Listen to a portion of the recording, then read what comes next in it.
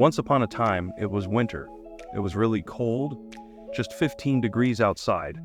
One of our helpers saw a dog with newborn babies near a subway station. They were all sitting on a blanket in front of a store that sells foam stuff. There was a note next to them that said, "Please give us a home." Stray dogs don't usually give birth in the middle of the street where people are walking. They prefer more secluded places. So the first thing we thought was that she was thrown out of the house onto the street. Besides, the animal could not bring a blanket and write a sign.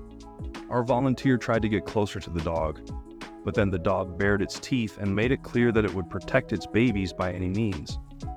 A crowd began to gather near the volunteer. People said that the dog had been wandering around here for a long time with people who had no fixed abode. She was always friendly and affectionate.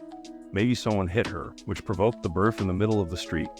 A passerby brought her a blanket, but other people told me that a homeless woman tried to snatch the blanket from under the dog this morning.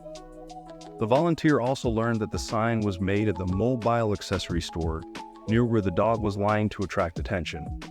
Unfortunately, one of the puppies had already frozen to death. So it was urgent to save the others and their mother. Thanks to the trapper and tranquilizers, the dog was calmed down. Together with the puppies, she was taken to a cabin in one of the shelters. To be honest, it was not safe to approach the box at first. The dog was very stressed, so food and water were left nearby, and the animal was not touched. The dog's name was Llama. Mama stopped protecting her babies so fiercely when they started to grow up.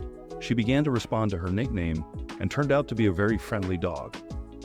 We quickly managed to get the puppies adopted, and a few months later, Llama also found her home.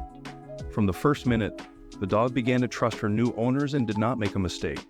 The people turned out to be very good. They were not afraid of difficulties.